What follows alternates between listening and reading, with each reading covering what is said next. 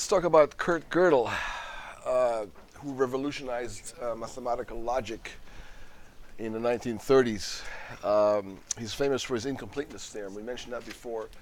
Every formal axiomatic system is incomplete, which is an amazing revelation. It's basically a deep flaw in axiomatic reasoning, and axiomatic reasoning is the best we got. It's all we know how to do, mathematically speaking.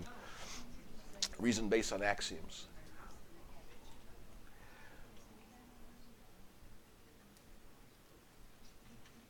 So he gets a lot of credit for that. It shook mathematics to its core. One of his buddies, Albert Einstein, he used to walk with him to the office every morning at the Institute for Advanced Study at Princeton. And that was pretty cool. They had lots of conversations. They definitely influenced each other, as did many of the people that were at the Advanced Institute of Study. Feynman was there, Gödel, Einstein, Church, and lots of other luminaries, including von Neumann and others. If you want to read one good book about, Escher's, Gödel's work and how it's related to Escher's and Bach's music and Escher's art, that's a good one. In fact, it's on the required reading list. It won a Pulitzer award for it, and it's really a good book that goes through a lot of the stuff that we talked about in this course about undecidability and incompleteness and recursive and universality, and it's really a nice read. It's not very technical, and it's fun, so I highly recommend that book. And many other books exist about Gödel and his contributions, his incompleteness theorem, and some, one book was even written by himself about his own work, which it's always good to hear it straight from the horse's mouth and go to the source. So this incompleteness theorem kind of came on the heels of a long trek of attempts to mechanize proof verification or proof construction, mathematical theorem proving. So even in the 1800s, Frege and Russell worked on trying to mechanize the process of coming up with true theorems and then proving them to be true. So a set of axioms is said to be sound if and only if true statements can be proven, and false statements cannot be proven, or conversely can be disproven instead. It's complete if any statement or its negation can be proved one way or the other.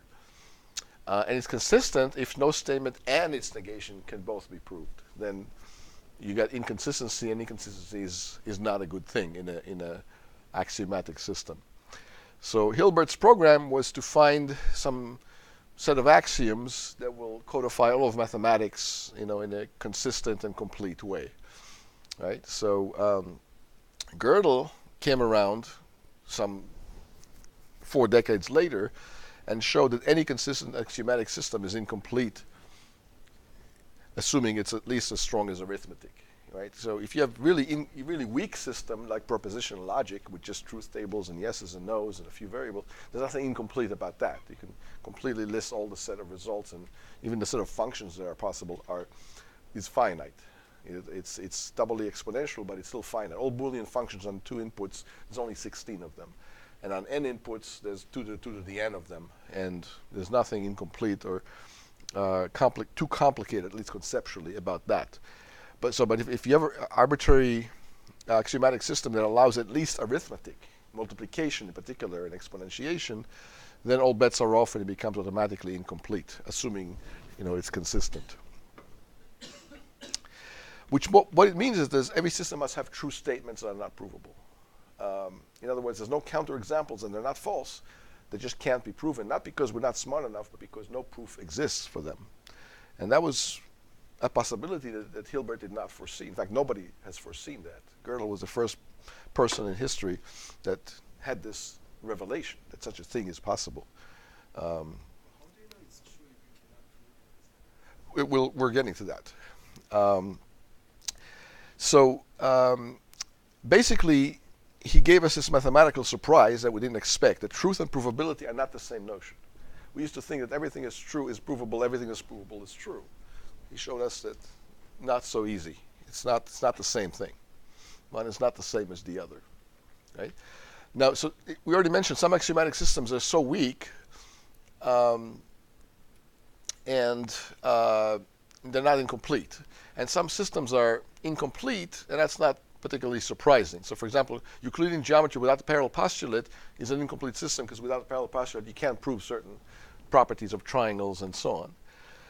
But that every consistent system, axiomatic system, is incomplete, that was a shock to humanity and to mathematicians. And it undermined not any particular system, it undermined all of them in one fell swoop. Anything that has to do with axiomatic reasoning.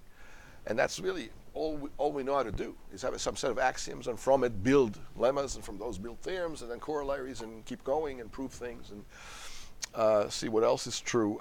So he basically, the first person that noted that truth and provability are not the same thing. He put this inequality between them. And we already know other inequalities. As you grow up, you know, when you're little, you're told that justice and legality are the same thing. As you grow up, you become a little more cynical and you realize that sometimes what's just is not legal and what's legal is not necessarily just. So he sort of did the logical analog of this kind of other sort of revelations that people have had along the way. So, you know, there's a famous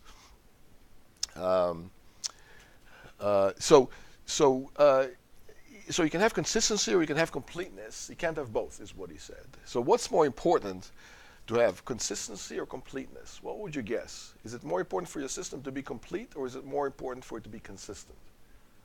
Complete meaning everything that's true should be provable, but consistent means you should not be able to prove false things.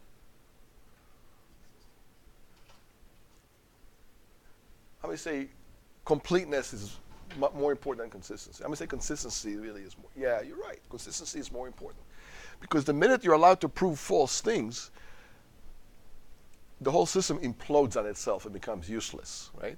So for example, you know, let's say we take 1 is equal to 2 as an axiom. 1 is not equal to 2, but let's say we assume it is and make it an axiom in our system. You know, let me show you how to prove that Trump is the Pope from that false assumption or false axiom that we add into our system. So consider the set Trump and the Pope, and that's a set of 2 elements, so the cardinality of this set is 2. But the cardinality is also 1 because 1 is equal to 2 by one of our axioms, the new axiom that we allowed into our system. But if the set of Trump and the Pope is equal to 1 in cardinality, then Trump is equal to the Pope because both elements are one of the same elements. And that's the end of the proof. So therefore, Trump is the Pope. And that's kind of silly. Of course, in today's world, it doesn't seem as silly as it used to, you know, sound, you know, some time ago. You know, if tomorrow Trump declares himself to be the Pope, you know, half the people won't even be surprised. But I digress. The point is this: if you allow some false axiom into your system, you can prove not just that Trump is the Pope, but that any 2 things are the same. Take any 2 elements and you get the same proof. In other words, all things become equal. And that sounds very egalitarian, right? Equality of all objects. All numbers are equal. But if you think about it, if all numbers are equal, you can't do arithmetic. You can't add numbers. You can't find successors. You can't count if all numbers are equal. And they can't do multiplication, you can't do division, and you can't do algebra, and you can't do anything, really. You can't build bridges and, you know, put airplanes in the sky that fly because you can't do arithmetic. You can't do any calculations that are required for engineering and science, and you won't have modern medicine either if all things are equal. So the system quickly implodes on itself if it becomes useless. So consistency is very important. If there's a few things that are true but you still can't prove them, that's a price you pay for the privilege of using an axiomatic system. And Godel now showed us what that price is. A few things are true but cannot be proven. In fact, an infinity of things, but the system can still prove an infinity of other things that are not obvious, and it still makes it quite useful, right? As a system, as an engineering, as a mathematics, as a science that builds on top of the mathematics, as a physics that builds on top of it, and so on. So completeness is not great if it makes the system useless, right? So it's better to be consistent than complete, right? There's a famous saying in you know, Machiavelli's The Prince. It is better to be feared than loved if you cannot be both. In business, sometimes people say you can have it good, cheap, or fast. Pick any 2. but you can't have all three, right? So you have to pick your battles. And in light of what Godel showed us, we opt for consistency rather than completeness because we know we can't have both in general. And in fact, in any specific system, we can't have both either. So here's how we prove this. You ask, how can you prove that that there are true things that are not provable? So here's the idea of a proof. So every formula can be encoded as an integer. How many can see that? In one word, what is the technique here? Dovetailing, right? You can take formulas as strings and then sort them by size, and within size by lexicographic order, and then number them 1, 2, 3 all the way down. And so when I say 23, we all know what formula we're talking about, propositional formula or whatever. So sometimes it's called a Godel numbering, but really it's diagonalization applied to strings, and the strings represent formulas. And so proofs can be numbered also. Proofs are just long strings, right? Mathematical proofs, so you can number those as well. So again, that's dovetailing. So formulas can be encoded, and so can proofs. So now you construct a proofs-checking formula, P of n and m, and it takes these two integers, n and m, which really correspond to two strings, a proof, a mathematical formula or theorem, and supposedly it's proof here.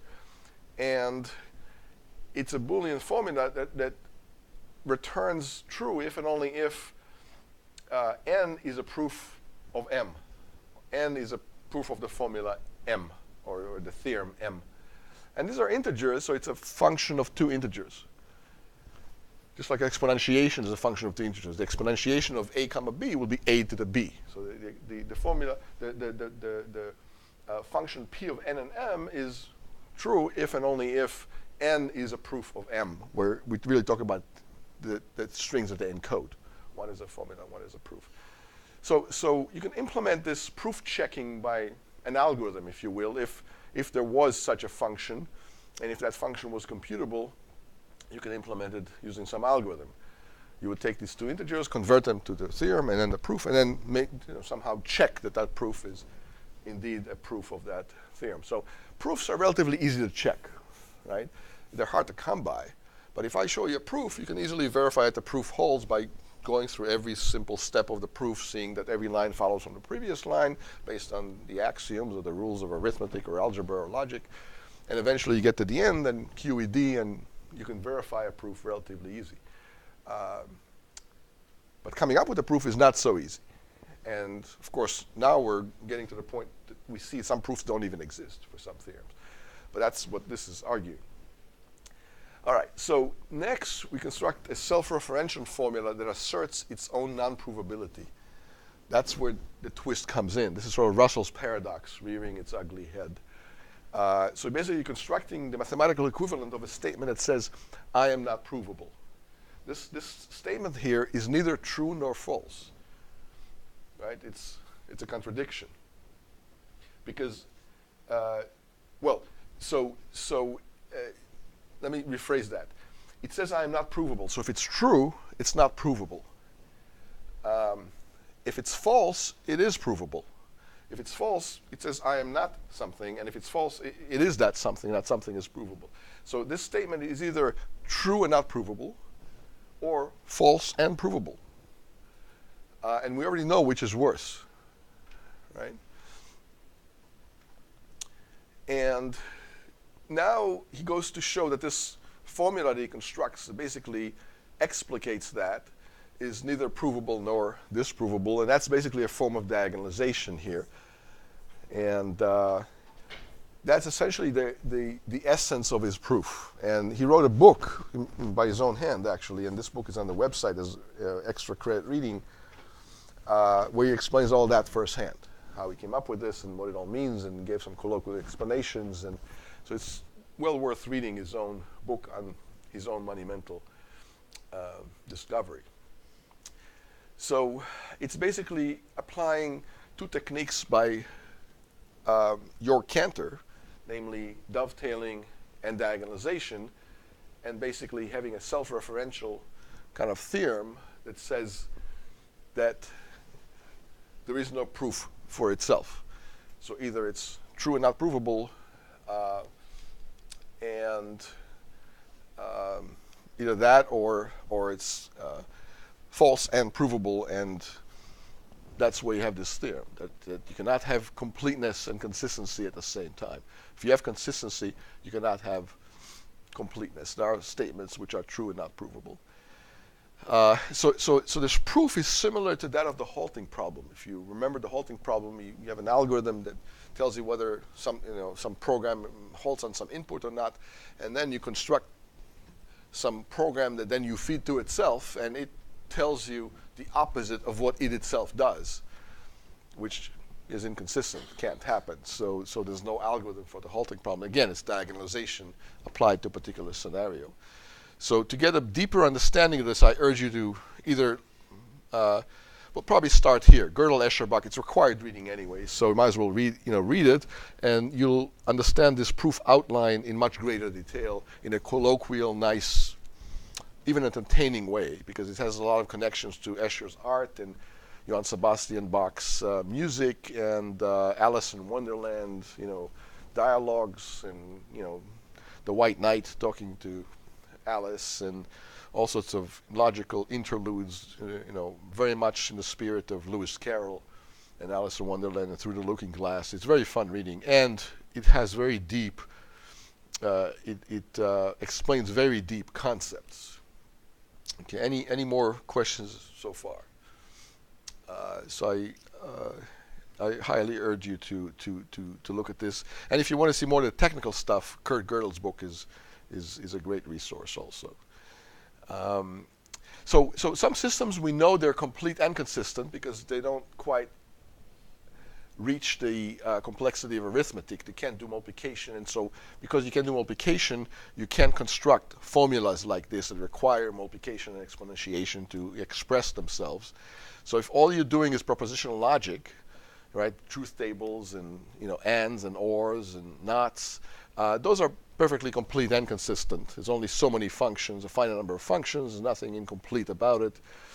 Predicate calculus, same thing. Pressburger arithmetic. These are all easy, but they're weak systems. You cannot do arbitrary computations in them. You think about it. If you have propositional formulas only involving ands and ors and nots, how would you multiply? You can't, basically.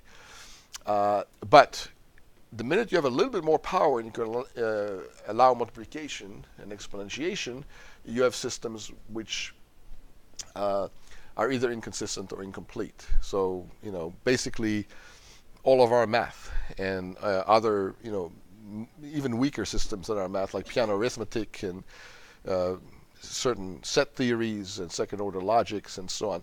Our own mathematics, is it both consistent and complete?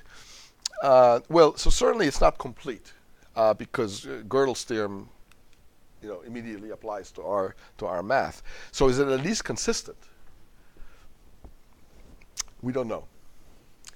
So we don't know if our own mathematics that you learned in school, algebra, trigonometry, calculus, is a consistent system. We sure hope it's consistent, but we don't know that for sure.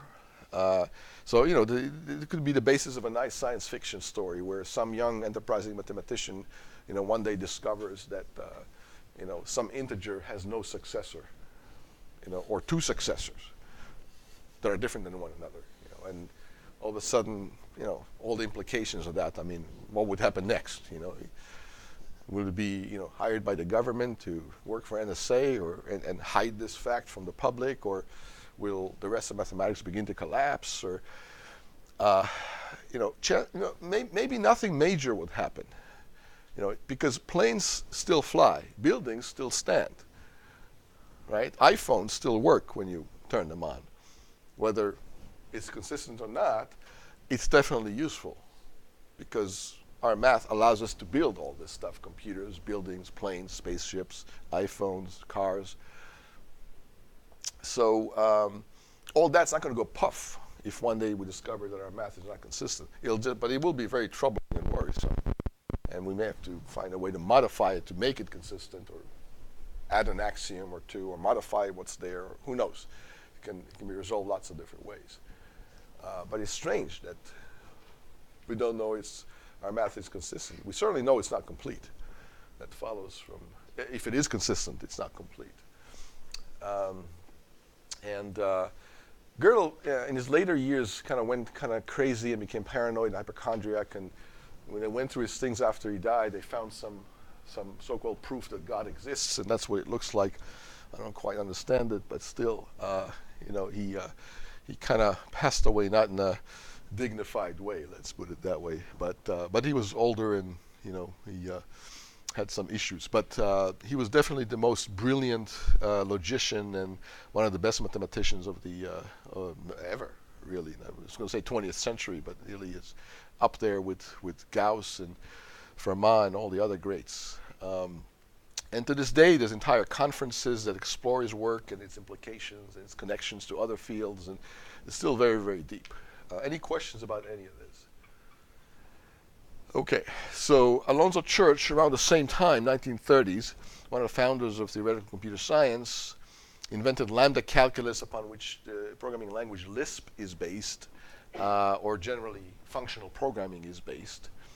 And he was Turing's advisor, Turing's PhD advisor. And other of his students were Davis and Kleene, like in the Kleene closure, Kleene, and Rubin and Rogers, others. These are all famous mathematicians and logicians and computer scientists that revolutionized theoretical computer science and math and logic. So he had very good advising skills and mentoring skills, having all these great students, including Turing. And he taught at UCLA until the early 90s, actually. So I actually saw him give a talk in 1992. Personally, I saw him. He was, he was probably around 89 or 90 at the time, and he, I was sitting at the board, kind of weak, but he kind of drew things out. He was perfectly lucid. He was rational. It's amazing to watch this guy. This is Alan Turing's advisor. Alan Turing was dead for 4 decades already, and he's still publishing papers when I was a student. So that was a treat. It's like seeing the Beatles in live, or Elvis live. It's one of those things. Okay, so he gets a lot of credit for pioneering that stuff that then his students picked up and ran with, including functional programming. And then, of course, this brings us to Turing. And we already talked about Turing a few weeks ago, if you remember. So I'm going to skip some of the initial stuff and go into some of the deeper stuff, like Oracle and hyper-computations, and say more about that. But we talked about the fact that he invented really the first definition of what it means for something to be an algorithm. All right, basically a Turing machine, a set of states, a transition function. So we talked about that. He helped us win World War II against the Nazis. We mentioned that, and a lot have been written and said about him. We mentioned that we basically killed him off for being gay. Big sound of humanity shooting itself in the foot yet one more time. And then we basically proved, again, this is a quick summary of what we've already done, that the set of algorithms is countable. That's dovetailing. Basically, you can number them by size, and within size by lexicographic order. An algorithm is just a program is just a string. Right? We said the set of functions is not countable. That's diagonalization. So some functions cannot be computed using algorithms. Algorithms do not exist for them. And then we gave a specific example. We said the halting problem is one of those functions it's a Boolean function even, whether a program and an input halt when they run together or not. That's Boolean. And that's undecidable, and the proof basically was using diagonalization and Cantor's arguments. And we said it's not about size, because you get very short programs that encode arbitrarily deep mathematical conjectures whose halting status is equivalent to the truth of that conjecture, like Fermat's last theorem and the Goldbach conjecture, whether an integer, and even integer, is the sum of 2 primes in all cases. So very short program can have very complicated, in fact, open, unknown behaviors. So it's not about size. Right? So the proof for the halting problem, just to remind you, assume that there is an algorithm called S that solves the halting problem, whether a program P halts on input I, and it always says yes or no, it always terminates within finite time. Wrap around it a program, a little bit of a program shell called T that calls it a subroutine, sees our input x goes into P and I, and S says either yes or no, and T, when it sees a yes, goes into an infinite loop on purpose, or when it sees a no, it stops immediately. So when you run T on itself, it halts if and only if it doesn't halt. So that's Russell's paradox kind of disguised here. And that's an instance of diagonalization, really, right? There's Pinocchio saying, my nose will grow now. And we know that Pinocchio's nose will grow if and only if he's lying. So if his nose grows, he's telling the truth because he's saying his nose will grow, so he's not lying, so his nose can't grow. But if his nose doesn't grow, he is lying and it should grow, so his nose will not grow and his nose will not grow. So it's an inconsistency, right? It's a paradox. That's a form of diagonalization also encoded in one cartoon about Pinocchio, which is a nice mnemonic. And this is non-existence proof. This shows you that no algorithm exists that solves the halting problem. So we went over that some weeks ago, and so this is just a quick summary of this. It's based on Cantor's diagonalization argument, and this is one of Turing's seminal results. And we mentioned that sometimes you want a compiler to compile itself. So feeding a program to itself is not all that novel, right? You do that all the time. And we talked about numbers which are real but not finitely describable, and numbers which are finitely describable but not computable. We gave examples of numbers like that, right? I'm not imagining this, right? How many remember that? Okay, good. But what I want to get to in more detail is, and of course we talked about his famous paper. So that's his paper about non-computable numbers from 1936, single-authored, right? And you can build universal Turing machines out of Tinker toys and out of nuts and bolts, right? We talked about that too, right? Did we? Oh, we didn't? Okay, so let's maybe start here. So you can build arbitrary universal Turing machines out of different mechanisms. It doesn't have to be a tape per se and a read-write head and so on. But I mean, the basic idea is that myopic local observations and local computations can lead to arbitrarily complex global computations. All you have to do is look at what's right in front of you, in front of your face, and move left or right, and keep doing this, and modify what's in front of your face, and you can do arbitrarily complicated things. In fact, you can do anything that we can imagine is doable computationally. That's sort of another way to summarize his insight about Turing machines and decidability and so on. And you can build computers out of Lego. And you can build them out of not just Lego, but Lego Mindstorms, and you can build them out of Mechano or Tinker toys, or erector sets, whatever kids play with these days, assembly kind of toys. You can build arbitrary kind of Turing machines. Here's one made of Tinker toys, made by MIT students. This one plays tic-tac-toe, a perfect game of tic-tac-toe with you. So it's a full-fledged computer that plays tic-tac-toe in a perfect way, except there are no transistors and disk drives and LCDs and keyboards. It's just blocks of wood connected with strings, basically, Tinker toys.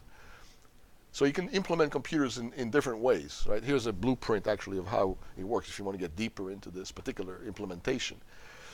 But here's an arbitrary computer made of nuts and bolts. So again, this kind of touches on the subject of universality. So this is a NOT gate, right? This is a spring right here, and these are kind of nuts and bolts. And so if you press this piston here this way, this will be unpressed. And if you unpress this, this will be pressed. So the output here is the opposite of the input. How many get that? So it's, in this sense, it's a NOT gate, right? And here is an OR gate. If either one of these pistons is pressed, this output piston will be pressed forward as well. And there's a spring here, and so it's an OR gate because any one of these two can be pressed, and this whole thing will be pressed forward. So that's an OR gate. And there's an AND gate. How many see how this AND gate works? Yeah. What is that called?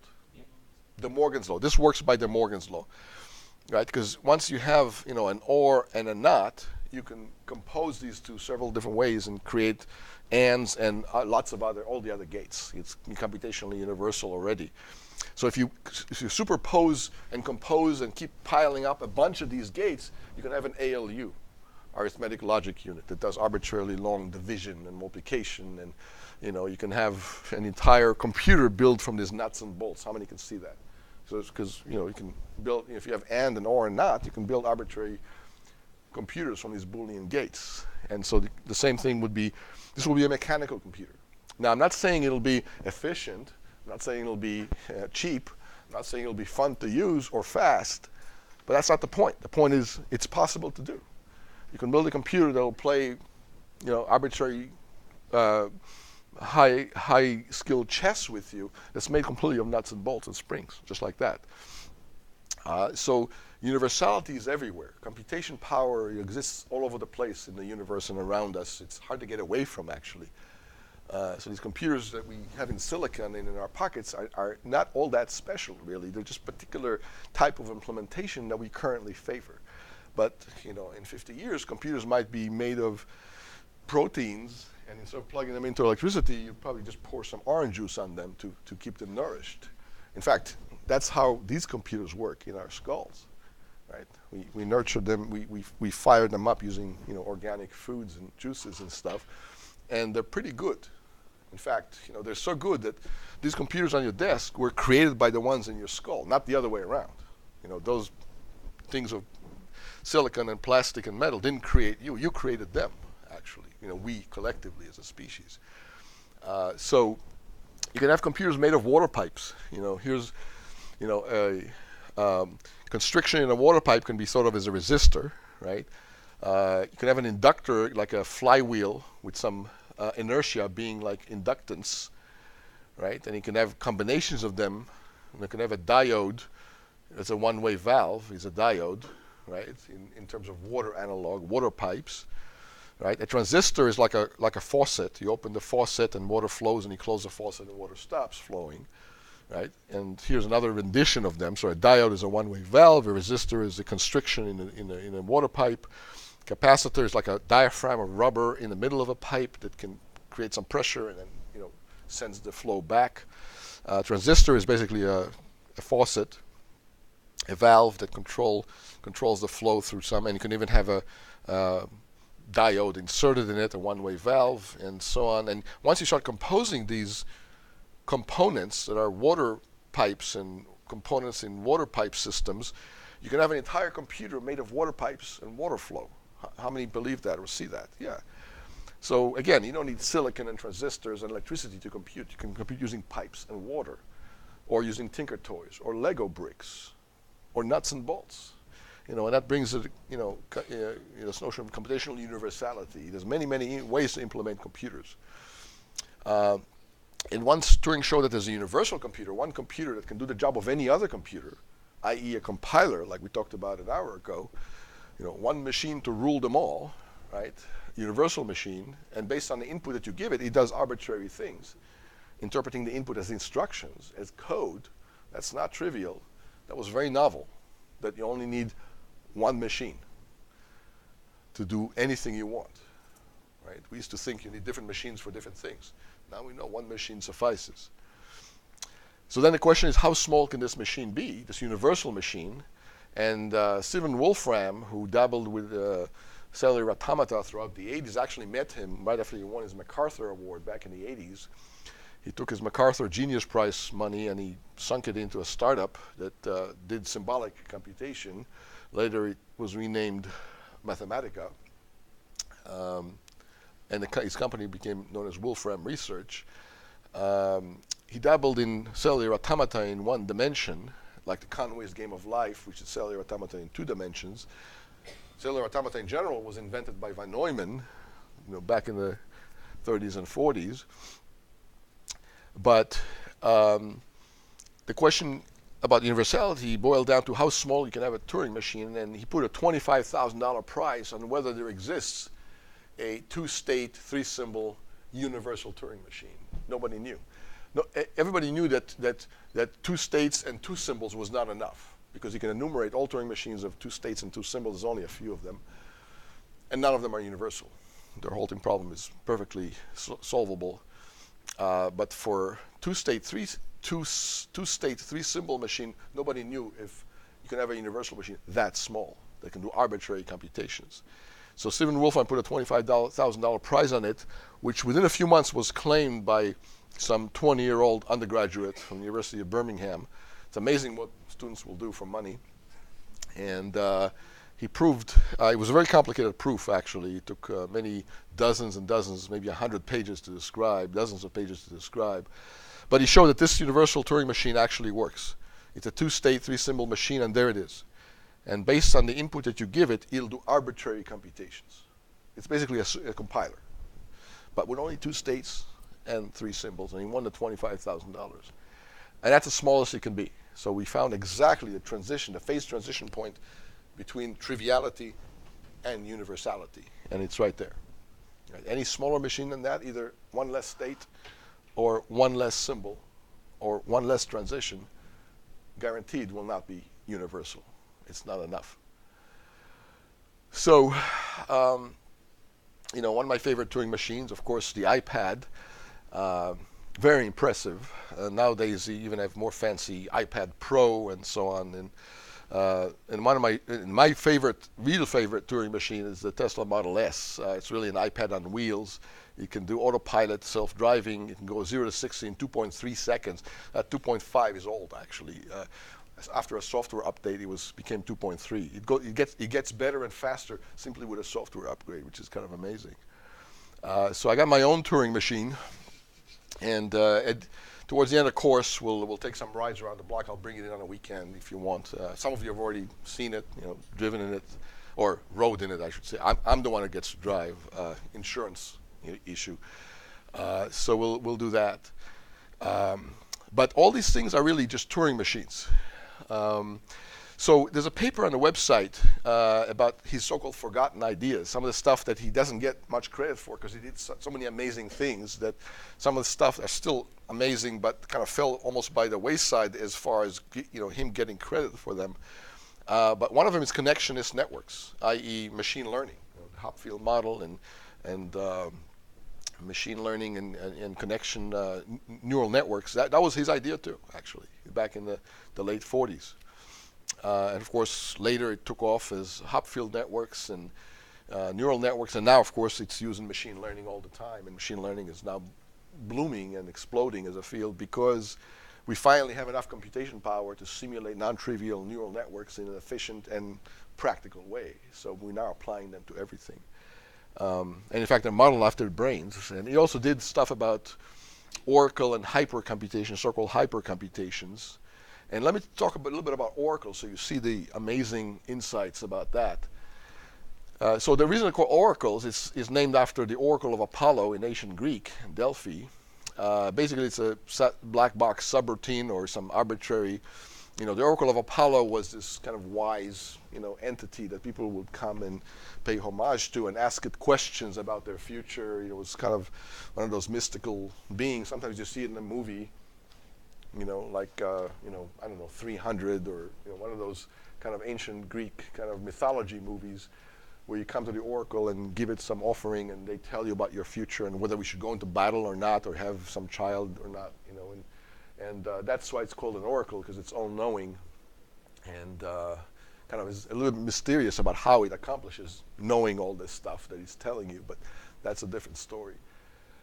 So oracles in computation basically are kind of black boxes that you can consult or call as a subroutine, and you don't worry about what's inside the black box. It just works, used as a subroutine, right? So for example, you can postulate an oracle for the halting problem. You can say, imagine you had an oracle that tells you whether a given program halts or doesn't halt on a given input, and never mind how it works. But if you have a Turing machine that has this black box attachment peripheral to it, that we call this oracle for the halting problem, what can you do now?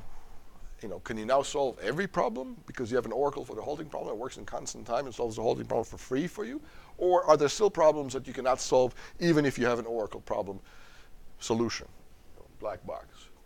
And we'll talk more about that in a second. But sometimes Warren Buffett is called the Oracle of Omaha, right? So another famous oracle. Why? Because he's pretty good about stock investing, and he made a lot of money. He became the second richest man in the world. Well, now third richest because Jeff Bezos just took number one.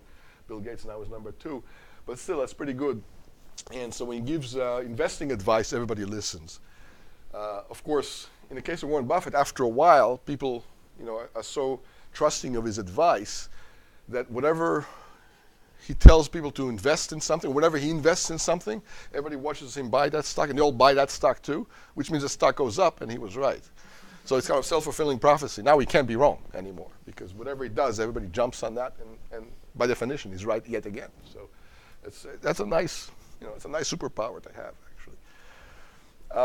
In The Matrix, Neo meets this oracle. How many of you have seen that movie, The Matrix? It's a very deep philosophical kind of movie, brings a lot of interesting issues to the forefront and makes you think about these things. But there's this oracle character, and there she is, and Neo comes in and consults with her and so on.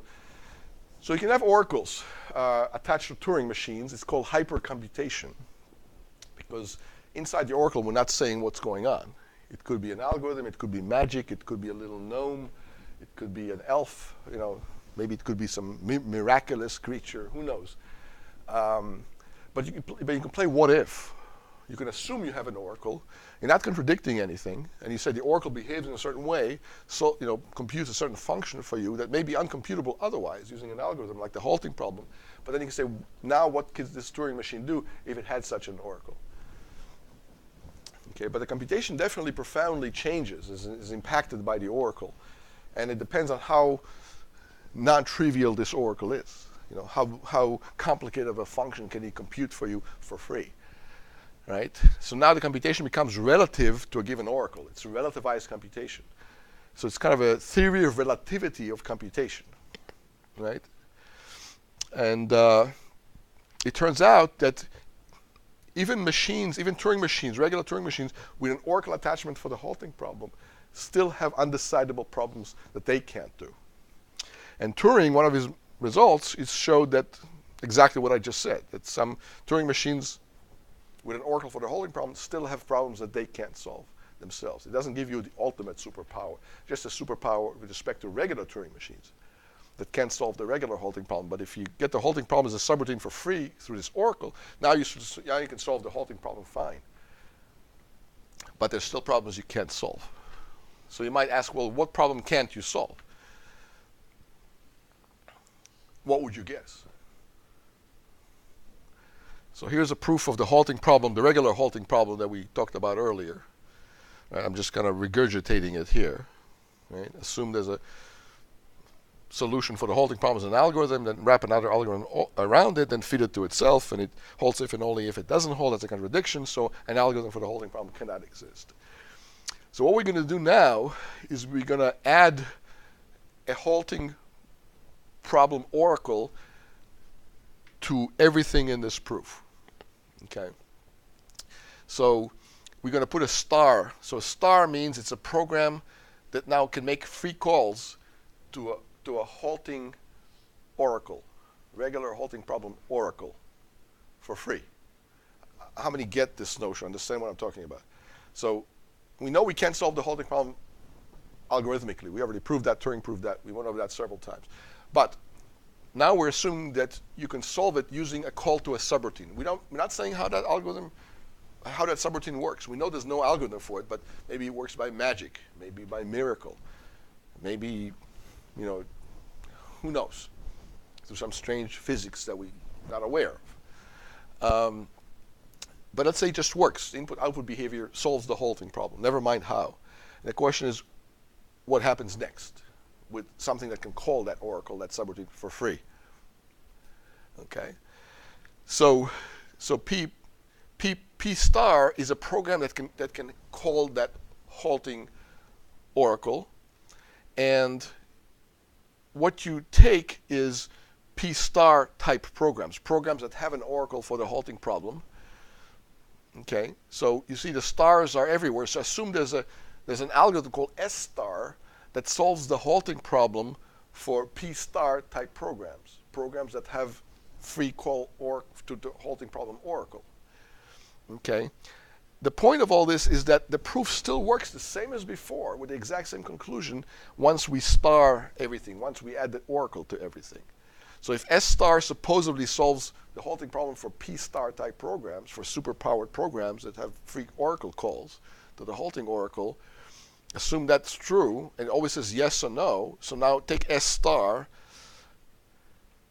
put it in a little loop with a little bit of glue code around it called T star, and T star will take this oracled program P and I, feed it to S star will say yes or no, and then T star will deliberately go into an infinite loop, and a yes and a no will stop.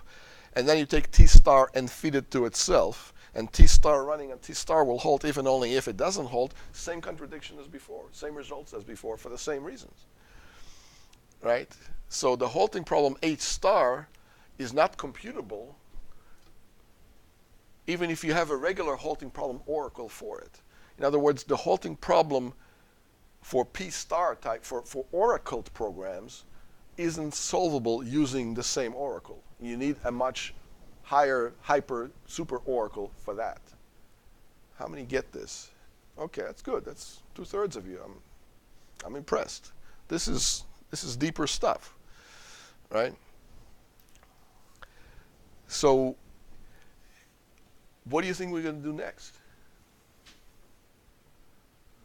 It's a meta question. Keep going. Yeah. Keep going.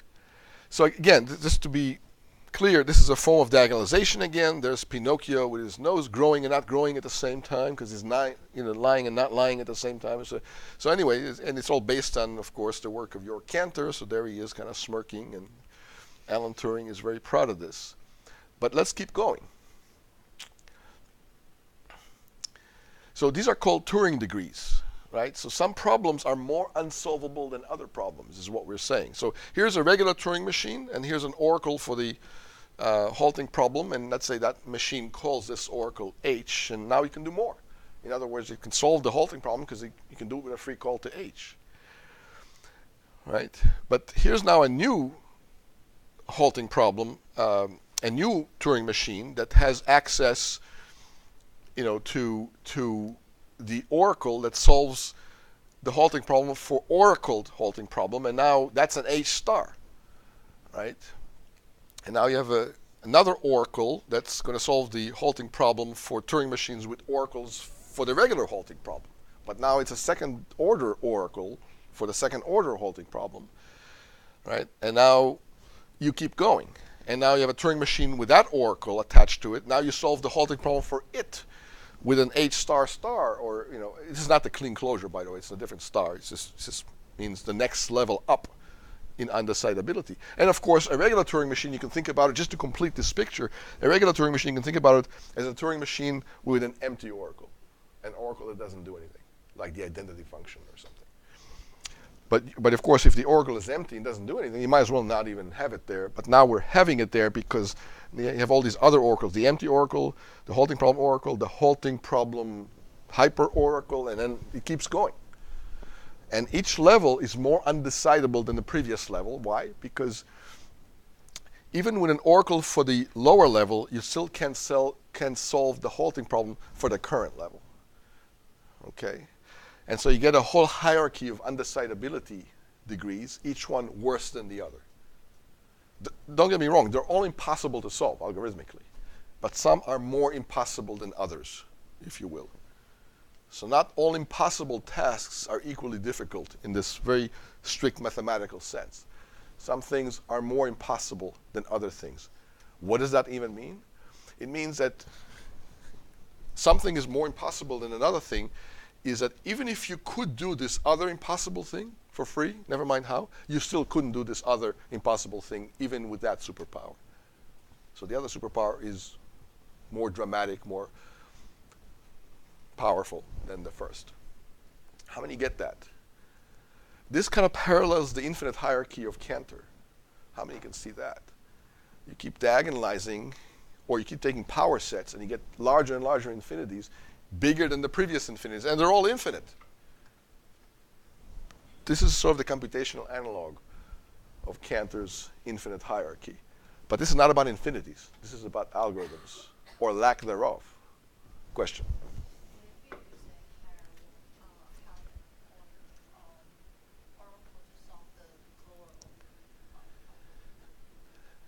Yeah, it has more power, but there are still things that are not doable even if you had such an oracle.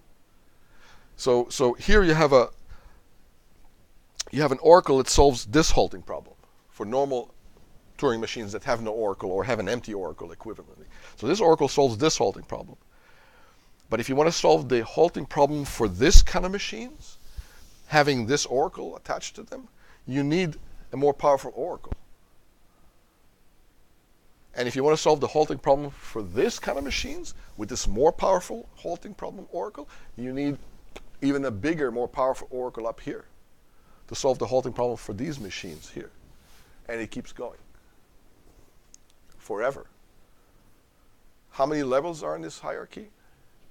Infinite. Countable or uncountable?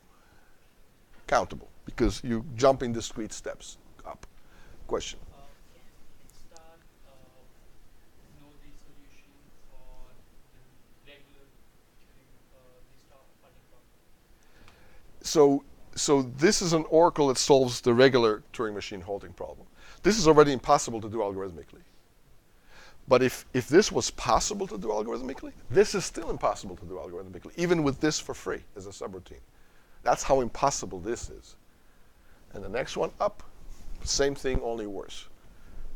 That's pretty deep. That's called hyper-computations. Levels of impossibility. So Cantor showed us that not all infinities are created equal. Some infinities are bigger than others. Even though before Cantor, nobody even thought that sentence would make sense. That some infinities are bigger than other infinities. I mean, think about how it sounds. They're all infinite.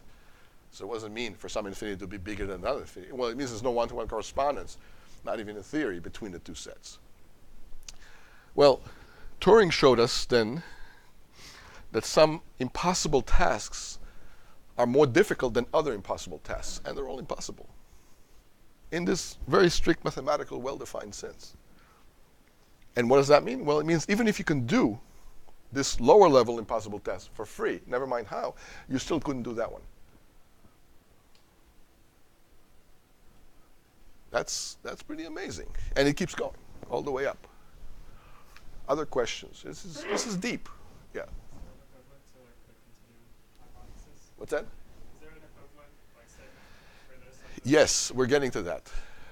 By the way, it gets a lot more complicated. This is the tip of the iceberg. I'm just showing you a very tiny portion of this, even though it's already infinite. So these are called Turing degrees. So that's Turing degree 0. That's Turing degree 1, Turing degree 2. And what are these degrees? It's the set of all languages that are recognized at each level. So at this level, you have only the recognizable languages. Right? At this level, you have some unrecognizable languages at this level, but they're recognizable at this level. But other languages you still don't have. And you keep gaining more and more languages at each level, an infinite number, in fact, even though each level already has an infinite number of languages there. How many get that? You just gain more languages that you can recognize. And that degree is a set of all languages recognized at that level. That's what Turing degree 0, 1, 2 mean. It's a discrete ladder of hierarchies. Yeah. Is the set of languages accepted by all the Turing degrees? Does that have a greater cardinality than the set of all languages? It can't, because set of all languages is nothing more than that, right? Oh, I mean at Turing degree 0. Well, at Turing degree 0, you have a countable number of languages, and those are the recognizable languages.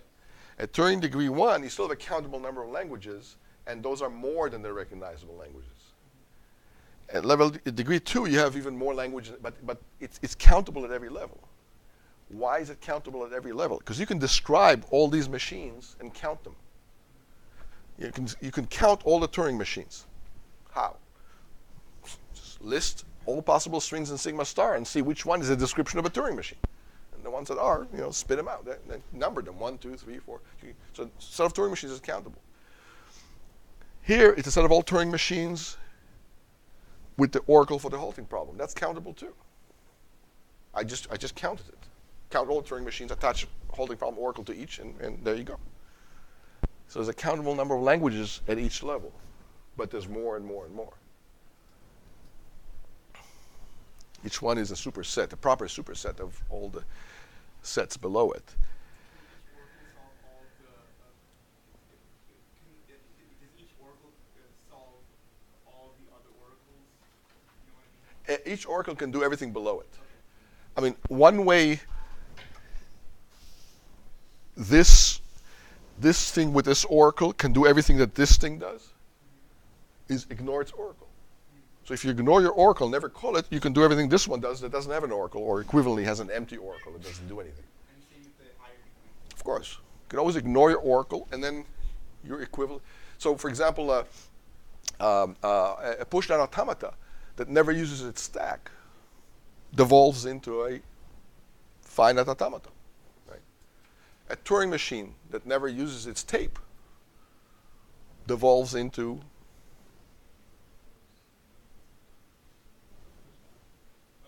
a finite automata again. And if it uses its tape as a stack, it devolves into a push-down automata. It has the right to do that if it wants. It doesn't have the obligation to do that. It has the option of doing it. So at each level, you don't have the obligation of using your oracle. You just have the option of using your oracle, not the obligation to. Yeah. Can you explain again why the set of all the Turing machines is countable? Okay, let me turn it to the class. Why is the set of all Turing machines countable? He's asking. Good question. You can just list them. Right. And it's based on the assumption that we were talking about the same alphabet set. So let's talk about this. Why is the set of all programs countable? Because they're all based on the Each one is a string, right? yeah. In C or Java or C++, each program is a long string of statements with carriage returns and white spaces. So a program is just a long string. If you don't believe me, look at the file that it came from, take all the characters in that file, string them all together, put quotes around it, and there's your string. That's the program, right? Is it? That's because all the programs are written based on the same alphabet set, right? That's all the ASCII characters. If you Sure. don't have this restriction, the set of Turing machine or the set of all But the alphabet is finite. And the alphabet is part of your description. So the description is finite again. So there's probably programming languages that have all sorts of weird characters. I mean, in fact, I know there are. APL. There's probably programming languages that have Chinese characters as part of the code. So that's the alphabet. It's not English alphabet. That's okay. Take the alphabet itself, put it at the beginning of the description. Say the alphabet of this program is this following bunch of characters, Chinese or Hindi or, Swahili or whatever, or even hieroglyphs, whatever character set you want to use. List that first, and then list your program afterwards using those characters. And by the way, you don't need to use the actual symbols for, hieroglyphs and Swahilis and emojis. You can program in emojis if you like. How many realize this? I mean, it'd be kind of tricky and confusing, but you can do that if you really want. You'll have one emoji that says loop, and one emoji that says if, and one emoji that says array, and blah, blah, blah, But instead of using arbitrary characters, let's take all the characters, convert them to integers, and then say the characters are 1 through 256. Now, the syntax of the program is whenever you have character number 26, you must at the end follow it by character 31. 6 is an open brace, and character 31 is a closed brace.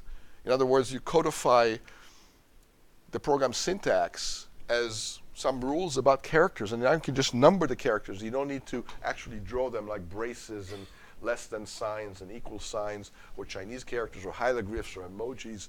It's all the same. Right? By dovetailing and by reassigning of meanings and names. So if you don't like parentheses and instead you want to use, I don't know, some strange symbol like this for open parentheses and some other strange symbol like that for closed parentheses, you can do that. Now those are your pair of parentheses. They don't have to look like this and like that, right? Some people communicate only with emojis. I'm not sure it's a good thing, but it works for some people. You may know some of these people. You may be some of these people. The point is this, an alphabet is just a finite set of symbols that we attribute meaning to. Once we define it up front in our string, then we can use these symbols in the rest of the string, whether it's a novel, a program, a Turing machine, or just some textbook, or whatever it is we want to express, right? But there's only a finite number of characters, so that doesn't make the Turing machines infinite or the programs, uncountable. Let's put it that way. It doesn't make the, because the string or the description that describes the Turing machine completely, including its alphabet, is still a finite string, finite length string. And we can sort all these strings by length, and within length by lexicographic order, and number them 1, 2, 3, 4, 5, and the whole thing is countable. Does that make sense? Because alphabets are never infinite. So you can list it all out. Question? Would you also take into account the other members of the seven tuple, the Turing machines, in addition to the alphabet? You'd also take into account the tape and the. Sure. Yeah. I mean, that's part of the description. Is all the states, the alphabet, the transition function, all of its transition. But that's only a finite number of possible transitions. There's only a finite number of states and a finite number of characters, and there's only a finite number of combinations of state character, transition triggers, and that lead you to other states. All that's part of the description. So a program is a finite string. A Turing machine, a finite string describing the Turing machine with all of these details that we just mentioned. Yeah. So if you have a solvable, like let's say Turing degree 0 is solvable, would that make it easier for Turing degree 1 to be attacked? Turing degree 1. So if this becomes all of a sudden computable or solvable, this will become a little bit easier too, but still impossible. I'm confused about this part. So in some sense, so this is more unsolvable than this, right? Because this is still unsolvable if this was solvable. If there was an oracle that solves this is that oracle, actually, that solves the halting problem for this. And this uses that oracle for free, right? So if this oracle was replaced by an algorithm, this would not be degree 1 anymore. It would become degree 0. Degree 0 will start from here if this was an algorithm. But it's not an algorithm. There is no algorithm to solve the halting problem for this level. So we need an oracle that does it. But if this oracle here that solves the halting problem here, if this oracle was a piece of code, then this will be a normal Turing machine. Not a hyper-Turing machine that uses an oracle. How many get that? Because you take this piece of code and embed it into the logic of this machine, and now it's a regular machine. It's no longer a machine with a magic box that does something impossible for you. Not algorithmically impossible. It's deep. It's a bit. It's abstract. I'll grant you that. So now computations become relative to an oracle, and it's kind of a relativized theory computation. Now you see that computation over here was really relativized already, but it was relativized to nothing. It's like special theory of relativity was the general theory of relativity where the speeds were 0. Things weren't moving. Now you see that computation, normal computation that we know and love, is a special case of this hyper-computation when you're using an empty oracle. But now the oracle doesn't have to be empty anymore. It could be doing something that is algorithmically impossible. But this is a big what-if game, right? What if you can solve the halting problem and then use that as a subroutine? Then you'd have higher levels of computation that can do more. It's a what-if. How many get this? It's a what-if scenario. Yeah. What if you could fly? What then you could do? Well, then you'd have a Superman movie starring you. If you could fly. It's a what if, right? Most movies are what ifs. You see? So the notion of what if isn't strange. See, every time we go to the movies, every time we read a novel, we're playing, what if you can wave a little magic wand and cast spells and so on? What if you could do that? Then you'd be Harry Potter. And then there's a whole bunch of movies about that. So what if you can solve the halting problem using a black box? Well, this is what happens. That could be an interesting movie if it wasn't too abstract for most people to understand, and they won't like it because they won't get it. But still, it's really cool. Any other questions about this? Yeah. I have a question. It's like you had a movie where it's what if the hero couldn't be defeated, and then within that movie you got another movie like what if this hero that can't be defeated can be defeated? Yeah, so let's go back to the movie, since we're all familiar with these superhero movies, especially in recent years, and since Disney bought Marvel Studios, and there's a whole bunch of movies. So what if you could fly and you could be invulnerable to bullets? Well, then you'd be Superman. But then could you do everything and be completely invulnerable to absolutely everything, and be essentially the ultimate power in the universe? No, because it's kryptonite, and that'll get you. And Superman is actually vulnerable to something other than kryptonite. What is it? Magic. They'll show it in the movies, but he's vulnerable to magic. So if you have Superman versus Harry Potter, it's not clear who would win. I mean, Superman is very strong and vulnerable and fast, but Harry Potter can, cast a magic spell and turn Superman into a frog or something. Who knows? I'm just saying. I mean, is that something Harry Potter can do? I don't even know. I lose track of these things.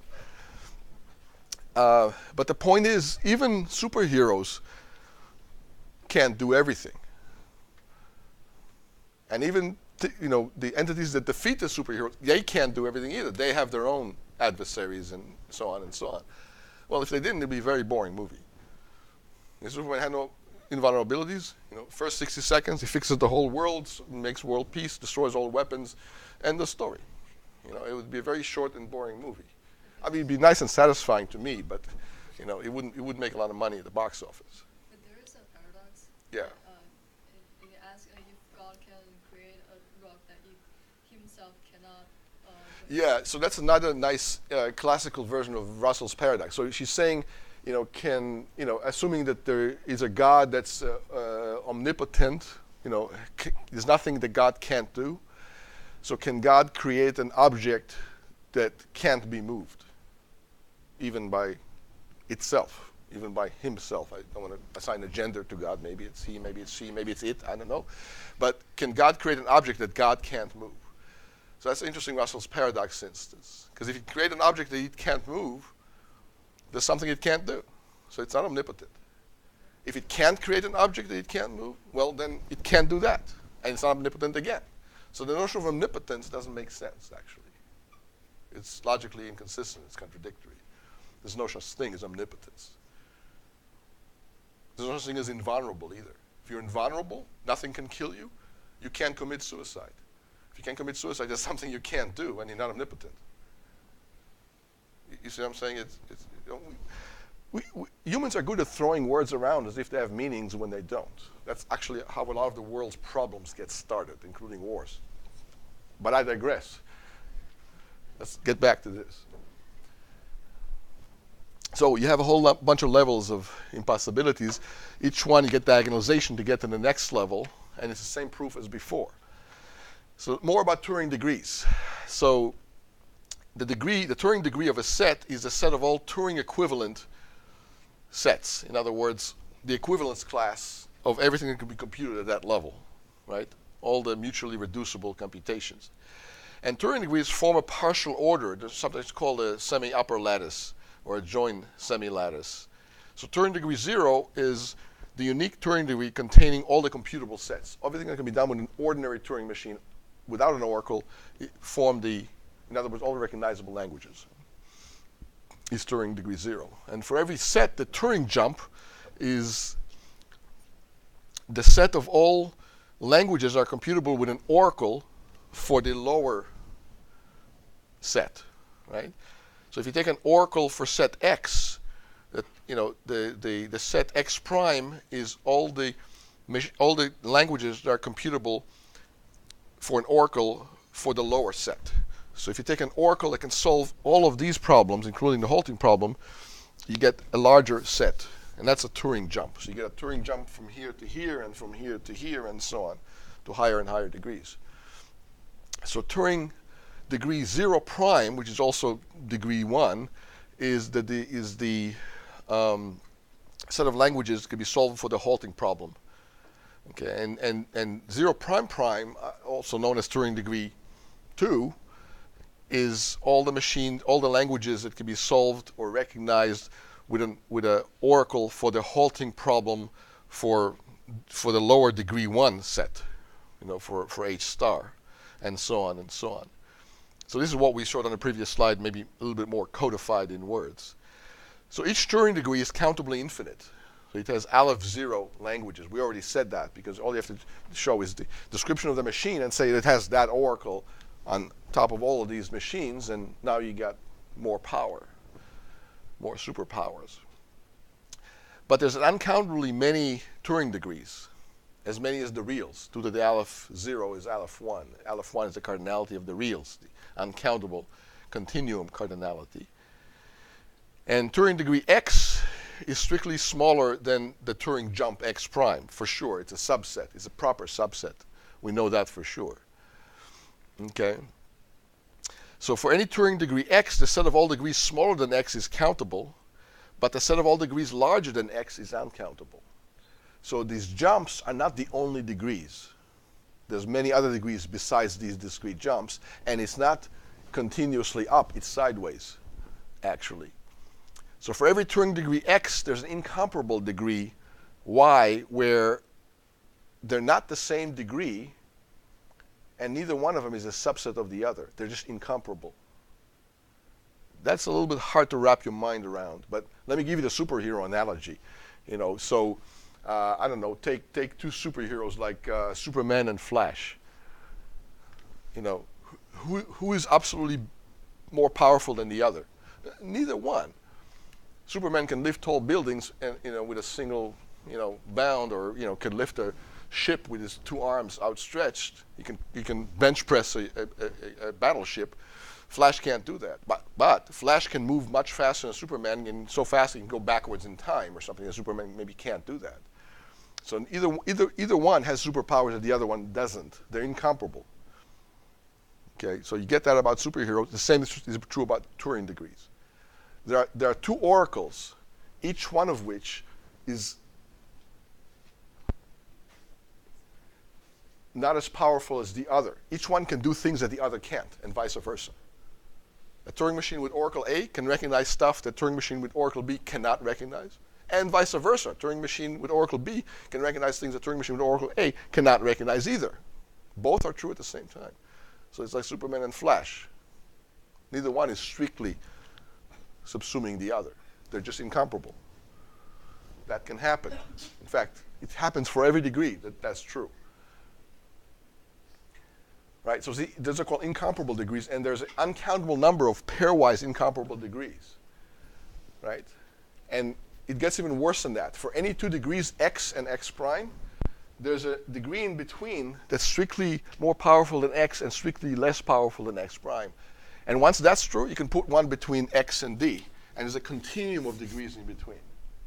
These are just the discrete jumps, but it's a continuum of other degrees in between. How many get just the result, the statement of this? Understand what is being said here. Never mind how you prove something like this. That's much harder. It's all by diagonalization, by the way. Diagonalization is the main technique that you use to prove all of these. But it gets more and more esoteric. So the structure of these Turing degrees that form a semilattice, straight up and sideways, is extremely complex. It's an incredibly complex set of objects, and there's an uncountable number of objects there. And each one is an infinite set of strings, right? And they're all subsets of sigma star, like you were asking earlier. We're not exiting sigma star or anything. That's how complicated sigma star is in terms of, this is all internal structure inside sigma star. Excuse me, 2 to the sigma star. Well, you could say these are all subsets of sigma star, or elements of 2 to the sigma star, however you want to think about it. Right? Any questions? Yeah.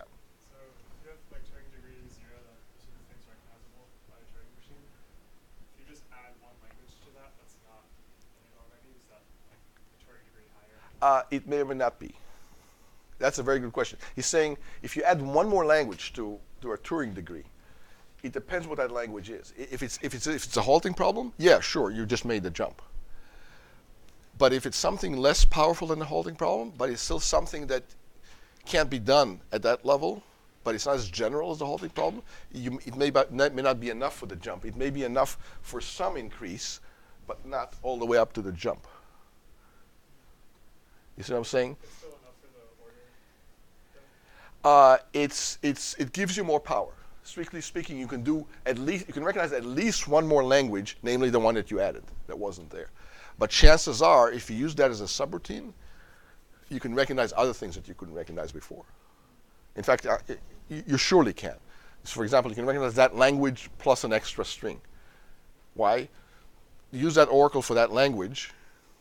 First see if that extra string is there or not, and then based on whether it's there or not, then see if the language oracle gives you the right, and then say yes or no based on that. So if you recognize one extra language, you can recognize an infinity of extra language automatically, simply by simple variations of that language using bona fide algorithms with if statements in them, and then call that oracle for that language. So it's a very good question. Any other questions about this? Oh, and by the way, Turing invented all of this stuff. Most people don't even realize how deep it gets. They just they first defined algorithms, invented the universal Turing machine, and first to define what a computation is, and proved the undecidability of the halting problem, and it usually stops there. But there's a whole lot more to it. In fact, the halting problem thing is like the first, right here, of an infinite number of levels of increasing complexity and power. And again, this is called hyper-computations for good reason. It's like super computations, like superpowers, whole infinite hierarchy of them. Yep. Is there an equivalent for the busy beaver problem for Turing machines that haven't or some oracles? Yeah. So first of all, don't want to be presumptuous. What's the busy beaver problem here? Anybody want to take a crack at that? You've already seen this. The busy beaver problem. What is that? Or the busy beaver function? How is it defined?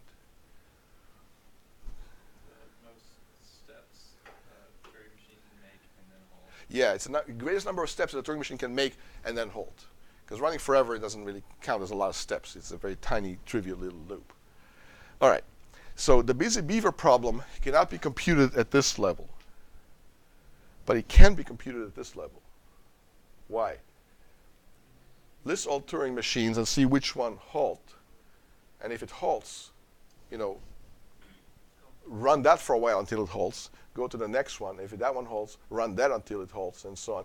So you can compute the busy beaver problem at the next level, and for sure at the next level beyond that. Now, but you can define the busy beaver problem. We just define it at this level. Why don't we define the busy beaver star problem now at this level, which is the greatest number of steps that one of these machines can do before it halts. Now you get a hyper busy beaver problem. And that's undecidable at this level, but decidable at the next level beyond that, and so on and so on. So each level has its own halting problem, its own busy beaver problem, and the two are equivalent. If you can solve the busy beaver problem, you can solve the halting problem. How? Start simulating the machine after you computed the busy beaver value, and then if the machine doesn't halt within the busy beaver value, you can abort it because it's never going to halt. So now you can halt again and say it'll never halt. So the busy beaver problem is equivalent to the halting problem. How many get that? It gives you an upper bound of how long you have to wait before it halts, if it halts. So if you can solve the busy beaver problem, you can solve the halting problem, so they both go together in pairs, and each level has its own. And the busy beaver problem grows incredibly fast, more fast than you can possibly imagine. Right? You read the article, who can name the biggest number by Scott Aronson from MIT. Is one of the articles I had you read the first week. Now you see why I had you read it. Right? So it grows incredibly fast even at the first level, Turing degree 0.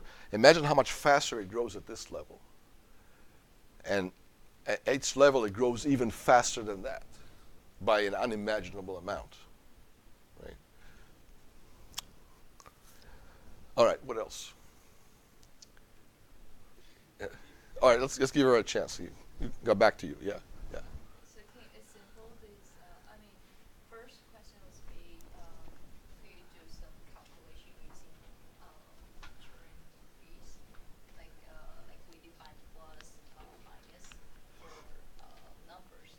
Okay, is there any calculation for the Turing degrees? And the second one is, if you have multiple, like infinite number of those Turing machines of a certain degree, let's say Turing 0, will that construct a more powerful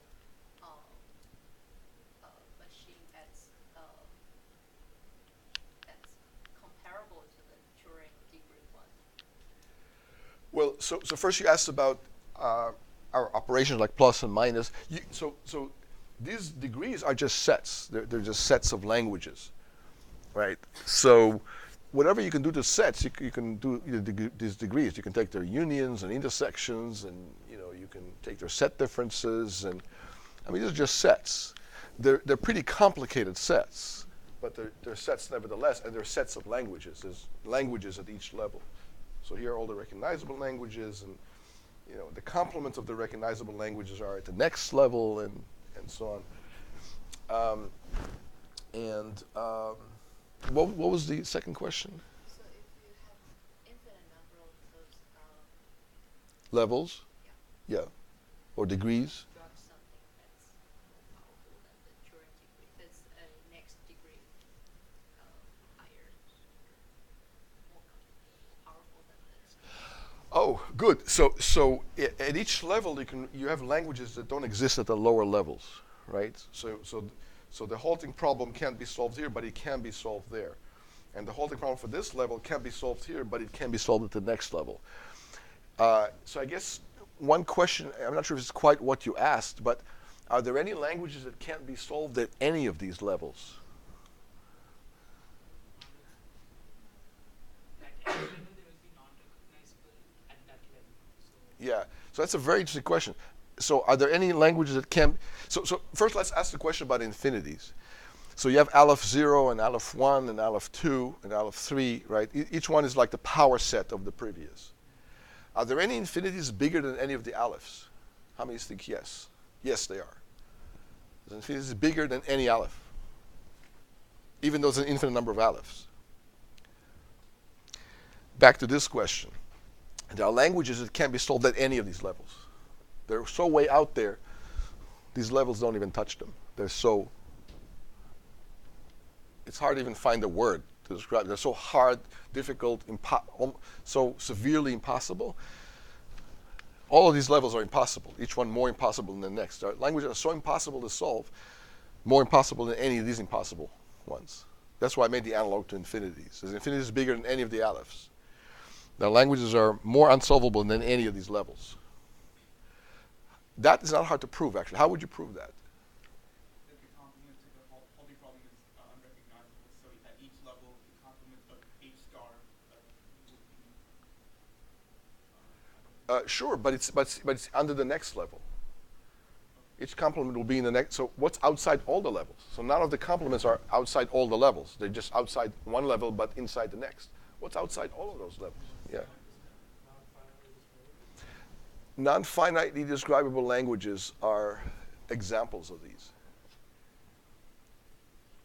Why? Because each level is still finitely describable. I just described the first level, the second, the third, the fourth. You know what the finite descriptions of all the levels are now. And each one only has languages within that level. Each language is described by a Turing machine with the oracle for that level. That's a finite description of that language. Some languages have no finite descriptions. They're way out there. Another way of saying it is each level only has a countable number of languages. All the Turing machine descriptions are countable, plus the oracle attachment to each. That's countable descriptions. But the number of languages is not countable. So some languages will be outside the first level, because there's an uncountable number of them, and each level is countable. Some language will be outside the second level. Some language will be outside the third. Some language will be outside every level. Because there's an uncountable languages, only a countable number of levels, each one of which is countable number of languages. So that's another way of proving it, based on cardinalities. For extra credit, read the wiki page on Turing degrees. This is just the tip of an iceberg. There's a lot more to it there, and people have made careers of this. They wrote theses on this. They dedicated their life's research to this. It's still ongoing. This is just a glimpse of some really cool universe that is pretty esoteric. But thought it'd be a shame if you go through life without ever hearing of this. So there you go, my gift to you. Question back there? Yeah. in the Chomsky hierarchy of the slides, you have a slight overlap between non-finitely describable languages and Turing degrees. So does that mean that? Oh, I see. Here we go. So see the full animation. So now you can appreciate this diagram even more. Right, so here's the regular languages, the context-free languages, the decidable languages, the recognizable languages, and of course not recognizable languages like H bar, the complement of the halting problem. The halting problem is right here, it's recognizable, but its complement is not recognizable, because if language is recognizable and its complement is recognizable, they're both decidable. Right, but here are the non-finitely describable languages, and here are the Turing degrees now. So some of the Turing degrees are in the recognizable region, at least one is. That of the regular recognizable languages. The Turing degree 0 is right here. It's recognizable. But the Turing degree of the complement of the halting problem is already not recognizable. It's Turing degree 1. And then there's Turing degree 2 and 3 and 4 and 5, and some of them eventually, reach, this region here, or at least approach this region here.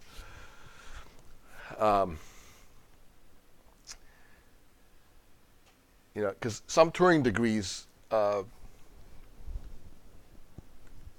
okay, let's just leave it at that. But that's sort of the region of where the Turing degrees are. And there's the H star. That's why I added H star. It's the halting problem for normal Turing machines as an oracle as the halting problem for it. And that's here. And the complement of this is in the next level. Just like the complement of this is in the next level beyond. So now you can appreciate. Look how small this region is. I mean, this is not proportional to size, right? Things in the mirror may appear smaller than they really are, like it says on your car. So this is, all this Turing degrees is an infinite number of Turing degrees. It's an uncountable infinite number. They're all in this circle here. This circle is very complex with lots and lots of infinite hierarchy right here in this circle. Even though I'm showing it just as one oval, just like as if it was the finite languages or something simple as that. There's a lot going on here. In fact, there's a lot going on everywhere else here. And as we advance throughout the course with more and more esoteric classes of languages, we'll keep filling in other spaces in this diagram. It's already pretty full, but there'll be other things getting filled in here as we go. You'll see. Don't want to show it to you now. It might just spook you, but we're getting there. Question. So can you define a degree can you define a Turing degree for every language, just to say that there's an oracle to recognize this language? Yeah, you could. Yeah. So basically, all the degree is all the languages recognized with a Turing machine for that language that you decide to define your degree by. So if you give me a language and say the degree of that language, well, take that language, make an oracle for it, which is just saying that you are doing that, and then a Turing machine with that oracle, all Turing machines with that oracle will populate the rest of that degree. So that's one operational way of defining a degree. Is that not the actual way it's defined? Well, it actually is the way it's defined. You can define it other ways too, but that's basically how you can define it that way. Let's say it that way. Now the Turing jump is a different matter. The Turing jump is whatever degree you're in, take the halting problem for that degree, add that in, and that's the jump operator. So that's a specific degree jump. It's like the power set for infinite sets. If you get from one infinity to the next, in the alephs, you take the power set. And that gets you from aleph I to aleph I plus 1. But that's not the only way to get to a higher infinity. There's lots of other ways to do it. That's just one sure way that gets you to a higher infinity that's guaranteed to be bigger than you, the power set of you. That's sort of the analog of the Turing jump, is the power set thing. But that doesn't account for all the infinities. Like we already said, there's infinities beyond all the alephs. And the power set of one of those, it's still bigger than it. But it's not an aleph anymore. It's something else. And if you read Infinity in the Mind by Rucker, that book that I make required reading, right? It'll talk about that too. Luckily for you, there won't be any exam questions about any of this stuff. I'm telling you now, I'm not going to ask you about Turing degrees. I'm not going to ask you about, they're called ineffable infinities, or, unreachable infinities. There's also esoteric names for them. But we're not going to, question you about that. But if this was a course on transfinite arithmetic, or transfinite mathematics, yeah, all sorts of things about that. But luckily for you, we're not going to worry about it. But I just think it's a shame that people go through life without knowing that stuff, especially since it pertains to computer science and computation and what's possible and what's feasible and what's, what problems there are algorithms for and what problems there are no algorithms for. And one practical value out of this, sometimes, and this happens all the time. It still happens today in industry, in companies, in government. They get a team of researchers and say, solve this problem. Write us a supercompiler that can detect infinite loops. I'm just bringing an obvious example. And they put 50 people on it and $10 million budget and give them 3 years. And of course, they fail to do this. And they feel real embarrassed. But it's an impossible problem. There is no algorithm for that, and they can't find it because there's not even one in theory. Even if there was one in theory, they may not have been able to implement it efficiently. But there is no one in theory, so forget about it. Yet, companies do this all the time. Back in the 50s and the 60s and the 70s, people said, companies told employees, give us an efficient, solution to the traveling salesman problem, an efficient algorithm that gives us optimal tours. Because we're AT&T or we're FedEx or we need to find optimal tours through just destinations for package deliveries or whatever. And they put a lot of scientists, mathematicians, and programmers on it, and they all failed. But after NP-completeness was invented, now we know why they failed. So negative results have a huge, tremendous value. They tell you what not to do. And that's almost as good as knowing what actually to do, is knowing what not to do. In life is full of situations like that where you better know what not to do as well as what to do, right? What to do, go to school, learn a lot, improve your skills, become more marketable, enjoy yourself, do all this. What not to do? Don't use drugs. Don't rob banks. Don't invest in Bitcoin. The last one, your mileage may vary, but knowing what not to do is just as valuable as knowing what to do. And this is what not to do. Don't try to solve the halting problem or traveling salesman. Don't try to solve traveling salesman efficiently. Don't try to solve the halting problem even inefficiently, because it ain't possible. Instead, you may want to try to do other things, solve some very restricted version of the halting problem, maybe for programs that don't have loops, only if statements. That's doable. Or maybe only fixed loops, not involving variables. That's doable too. If all your loops have fixed, constant integer bounds, the program will halt. Right? But if the bounds become variable, who knows? All bets are off. So anyway, I hope you can appreciate the value and the subtlety and the